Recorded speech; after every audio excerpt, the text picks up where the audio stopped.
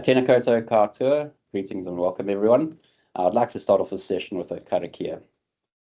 Whakataka te hau ki te ora, whakataka te hau ki te tonga. Kia mā kina kina ki uta, kia mā taratara ki a tai. Ehi ake ana te Whatakura, I tio he haka, he huhau, ti he Māori ora. Greetings, everyone. My name is Rob Mills. I'm a lecturer in the Faculty of Fine Art. I'm currently leading the project of putting a new degree application forward to NZQA for our Bachelors of Design and Digital Media. I'm joined here today by Rose Mayer, who's the program lead for Certificate in Fine Art, and Rose has very kindly been assisting me with this project. Thanks for your help, Rose. And yes, today is, or this session is a overview of the application that we're putting forward to NZQA. We've been working closely with alumni, with industry, with the advisory board, with current students as well as previous students and staff members, obviously, in putting forward a couple of changes to our design degree. And now we would like to consult with you, Te Roopu, on these changes and get your feedback on the actual degree changes, as well as how we can go about putting these ideas forward to iwi members for their consultation. So first of all, I'd just like to say ngā mihi, and thank you very much for taking the time to participate in this. Your time and knowledge and experience is recognized, and we thank you for that.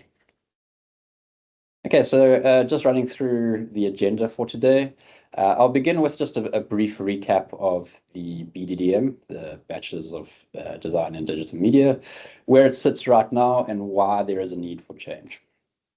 Then I'll go through the proposed changes, what we've actually formulated, and what the aim is of those changes. When we actually pitch this to iwi, we will have a live session where there will be a Q&A, so there is space for that. We'll be relying on you to fill out our online survey for your feedback, and I'll explain that in the end. Okay, so just to begin with, a recap of the Bachelors of Design in Digital Media. So 3 years ago, we set out to design a new degree, and the purpose of it was to be a creative yet critical and connected degree for our design students. We set out to create innovative teaching and advanced digital skills to prepare our students for the working world. There was a focus on future-ready assignments that would elevate the learner's experience, and we wanted graduates who would make a positive impact both locally and globally within the design industries. This is what we put together. This is the structure following on from the Certificate in Digital Media and Design. I'm not going to go through this in detail. I have sent this document through to you, so you can have a read through each and every single one of the courses.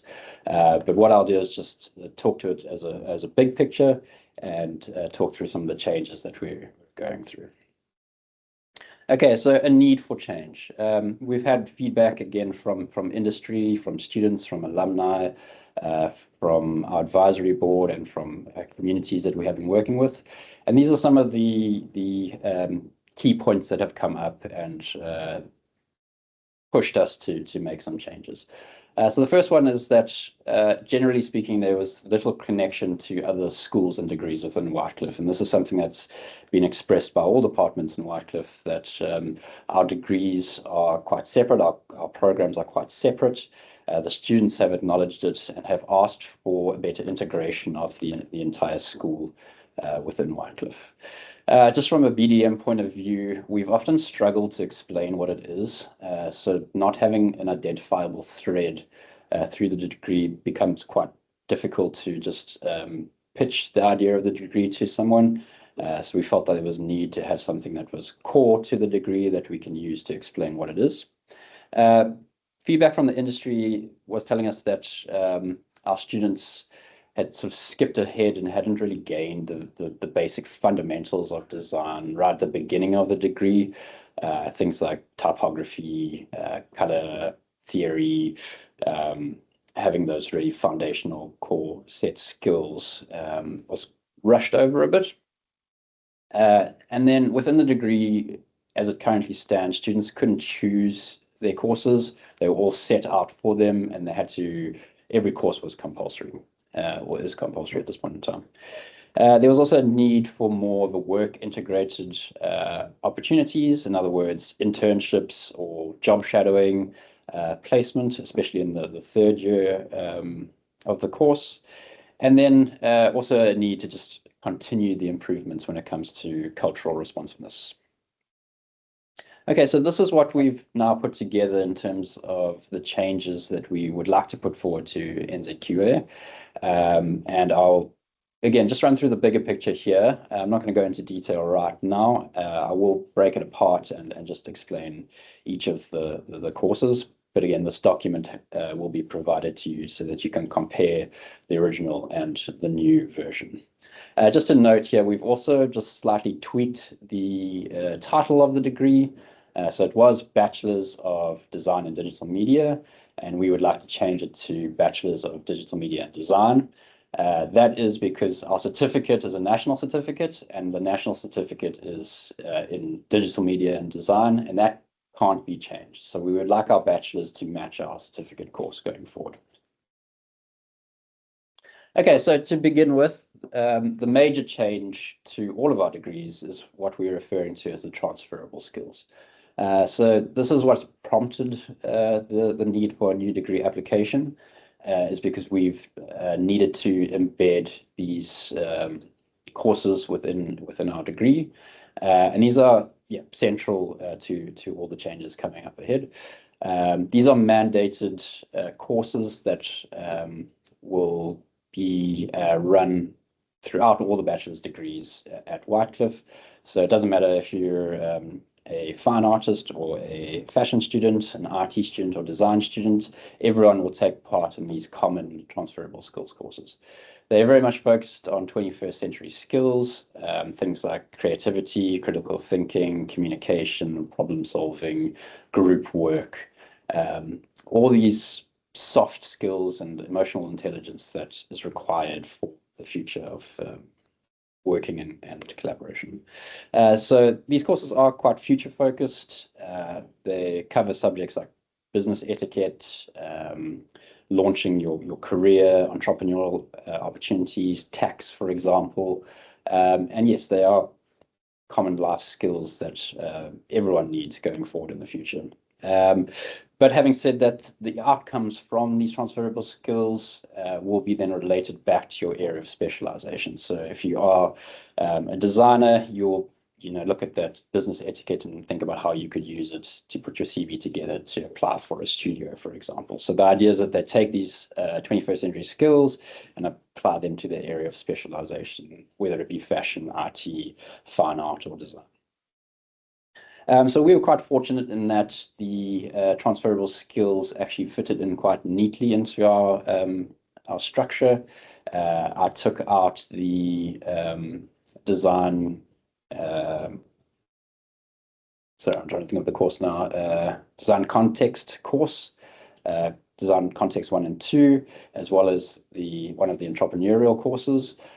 Because we found that a lot of the content that transferable skills is covering was covered in those courses to begin with, and they were all 15 credit courses, so they fit in quite neatly in that top row there.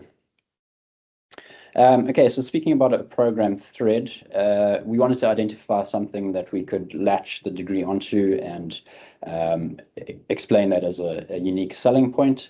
So our degree is not only a digital technical course, it also houses a lot of strategic creativity and a strategic approach to digital design. So at the essence of the studio projects is this philosophy of branding, and the branding philosophy is the sort of heart of the degree. So it's a real balance of design thinking and digital execution, and that's really what we wanted to highlight as being the unique selling point of this degree. So what I have done is included a new brand strategy course in the new degree, as well as renaming the studio projects with branding in mind. So Studio One, Digital Studio One is brand identity, where they get to design a little brand identity for a uniquely Aotearoa topic. Studio Two is purpose-driven branding, so there they get to choose a community and problem solve an issue within the community, and then design a product or a service and brand that solution. And then in their third year, they have their capstone project, which runs over 2 studio courses. So it's Studio 3A and 3B, which is brand innovation and brand system. So in the first semester, they'll have the opportunity to do some research, pick a topic, explore that topic, come up with a couple of different solutions and ideas, and then pitch their final idea as a brand innovation at the end of semester 1. And then going into semester 2, brand systems, where they get the opportunity to actually create that branded system with all of the different touch points, and then pitch that solution to a panel of industry representation as their final capstone project. So yeah, just renaming of those courses to include that philosophy of branding. Okay, so just some nice examples of student work. This is an example that would come out of the brand strategy course, where we ask students to have a look at local businesses and think about how they could potentially rebrand those local businesses using their visual communication skills, but also their brand strategy. So thinking about investigating the target audience and the unique selling point, and coming up with an identity to the business, and a set of values and personality, and really have that come through in the visuals. This is an example from Studio One, which is the brand identity project. So here we ask the students to identify a uniquely Aotearoa topic, and then come up with a fun visual brand identity for that topic. In this particular example, a student chose Tara Iti, which is the endangered fairy tern, and came up with a educational brand that would create awareness around this endangered species of fairy tern, and he labeled the brand Iti, which means small. And yeah, it had a infographic that exposed all the information about the bird and the problems that it faces. This is another example from the same studio course. This particular student chose to look at tuatara lizards and focused on Henry, which is the world's oldest tuatara lizard living at the zoo. And she created a whole brand identity around Henry, and she wanted it to be very child-friendly, so she included a lot of lovely illustrations in the work too. Enhancing the design fundamentals. So as I said, we've had quite a bit of feedback from industry saying that we're speeding through the design fundamentals and maybe glossing over them too quickly. So what I've done is I've added an additional design fundamentals course in year 1. So it'll be design fundamentals 1 in semester 1 and design fundamentals 2 in semester 2. And this is just really emphasizing those core soft skills, software skills in vector as well as layout design, along with essential production theory. So in Design Fundamentals 1 in semester 1, they will learn how to use Adobe Illustrator, as well as production theory like color theory, anatomy of typography, principles of design, and there they will execute a typeface design using the pen tool and vector illustration.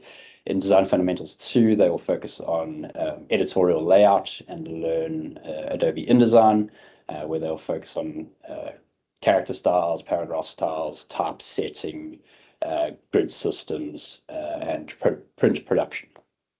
And there they'll create a brochure document. So these are just, sorry, before I get to the examples, this is where Design Fundamentals will fit in. So Design Fundamentals 1 in first semester and Design Fundamentals 2 in second semester. These are some examples of what those projects could look like. So designing a typeface using the pen tool and vector illustration. And then the second design fundamentals would be a brochure layout. So again, thinking about type and typefaces and how to lay out a document using a grid system, paragraph styles, character styles, and then thinking about how to set up reproduction for print processing.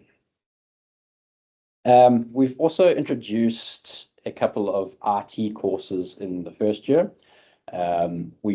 So RT have also gone through the same process of updating their degree with the transferable skills. And having a look at what they were doing, noticed that there were two courses within RT that were actually very similar to what we were wanting to do in our first year, that being web programming and an introduction to AI. So the web programming is a really fantastic basic foundational course that introduces students to basic coding, CSS, JavaScript, but it also introduces them to some theory and practical cases of user interface, UI. So we thought that would be a really great course to share with our students who would get that foundational understanding of coding and also an introduction to user interface, which would really help them in their UX UI courses that are coming down the line. And then, as we all know, AI is a really hot topic at the moment. It's coming into play in just about every industry, especially within the creative industry.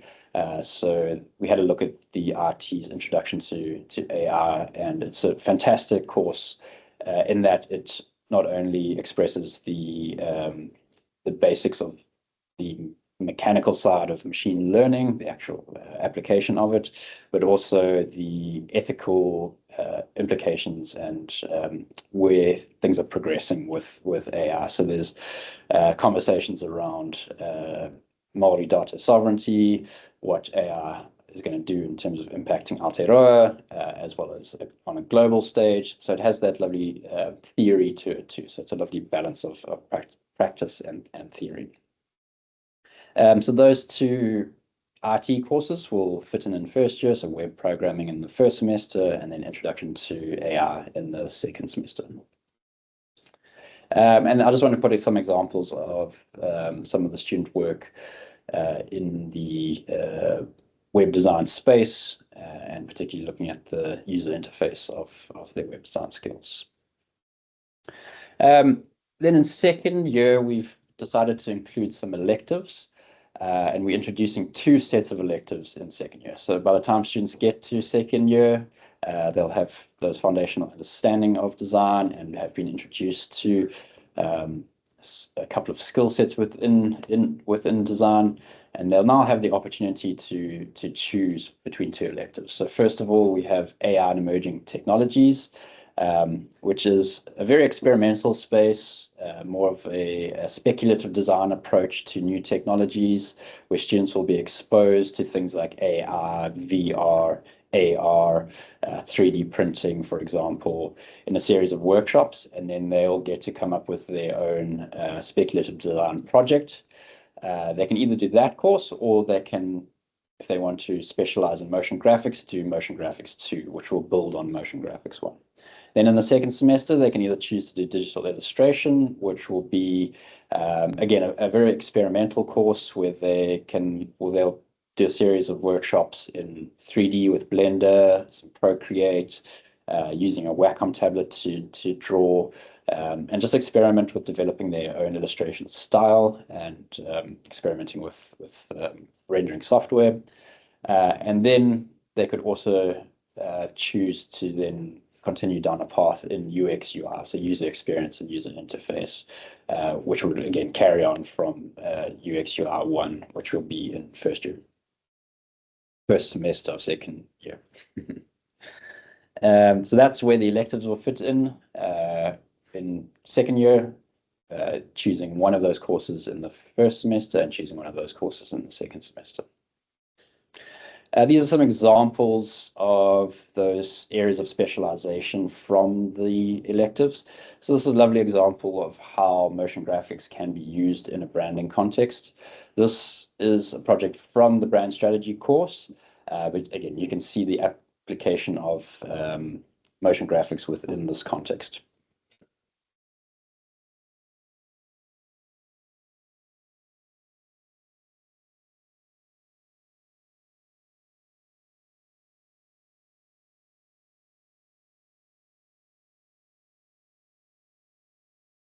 So that was part of the rebranding challenge, again, where we asked students to identify local businesses that could do with a brand refresh.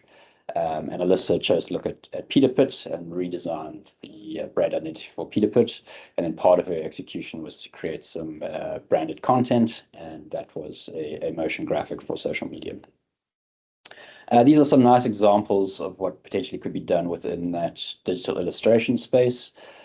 So this is an example of Olivia's work, where she was experimenting in Blender with the 3D side of things, but then also experimenting with Procreate with the Apple Pencil and the iPad to come up with some digital illustrations. So again, I think this will be a really nice experimental space for students to try different software, but also establish their own visual voice, illustrative style within that experimentation. Okay, and then the AI and emerging technologies course, again, this is an opportunity for students to play around, to test all of these lovely new inventions and software that are coming out. And it is a very open-ended course because obviously technology is advancing as we speak. So it is very flexible, very adaptive. As soon as something new comes out, we will hopefully be able to bring it into the course and experiment with it, play with it, and just see what happens, again, from a speculative point of view. UX UI is very much a core part of this degree, and it's something that has been identified through our research as being a career that's expanding quite rapidly. So hence why it has been brought in as a core subject, but also as an extension with the elective. This is a project from one of our first-year students, where they looked at the importance of the lunar cycle within Maori culture and developed an app that explained the information around the lunar cycle and what it means to Maori people. We also are thinking of including, or we would like to include, a research and writing component in third year. The thinking here is that at a third year level, students will have the opportunity to really engage with an academic rigor and gain those academic skills of research and inquiry that can potentially relate to their capstone project if they want to. But more importantly, it'll give them that foundation in academia to then be able to progress into a master's program. So it'll give them that introduction to the academic processes and really give them some food for thought in terms of whether they want to continue their academic career and apply for a master's degree. So that'll fit in the first semester in third year. And then we have identified that there is a bit of a lack of work-integrated learning within the current structure. So I have put forward a course called Industry and Portfolio Design.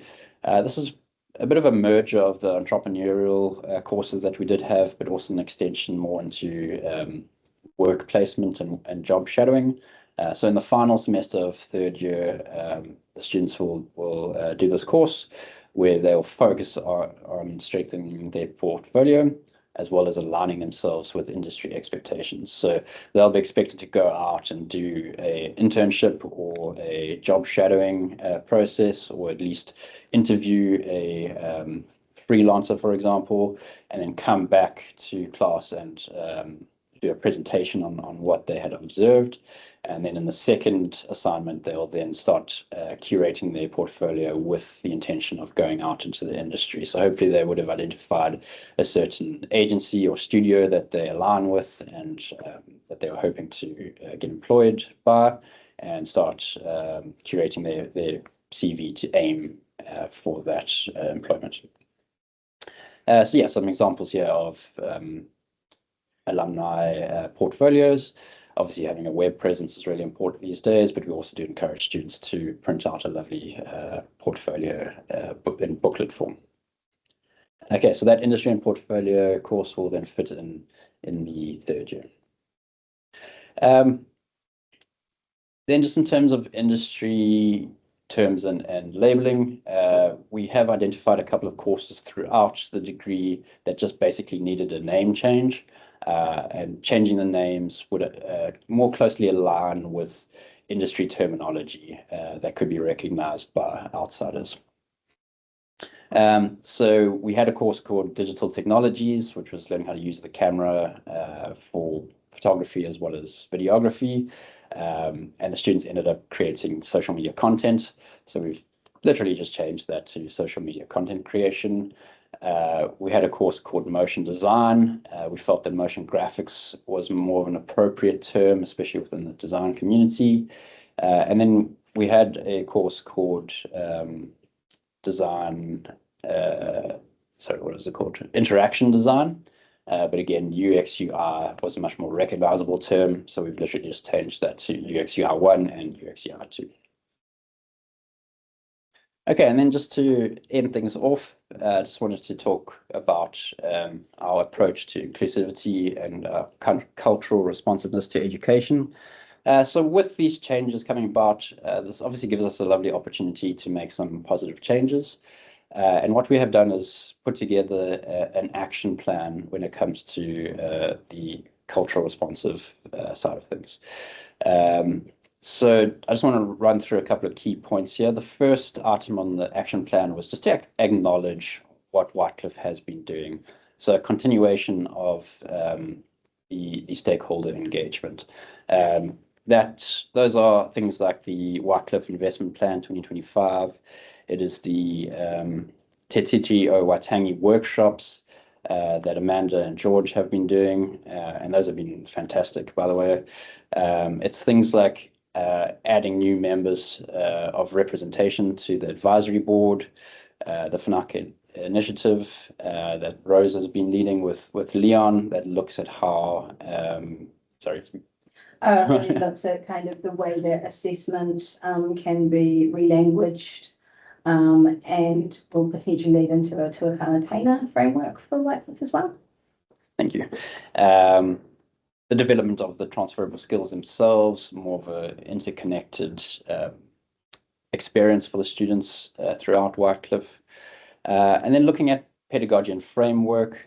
So there is a document that's currently being produced called Applying Maori Values in Teaching and Learning that the learning designers are working on, that will form the foundation of how we go about creating these new courses.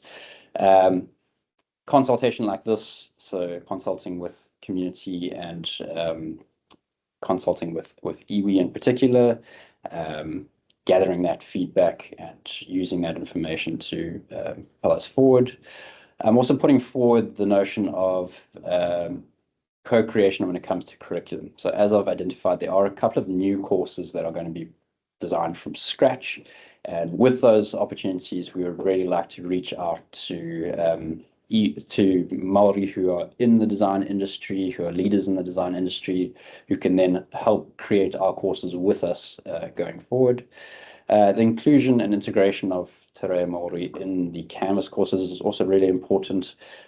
So bringing the language into our learning management system. And then we've also just identified a couple of areas within the department itself that we can really improve on. So first and foremost is the representation of Māori art in the actual physical campus itself.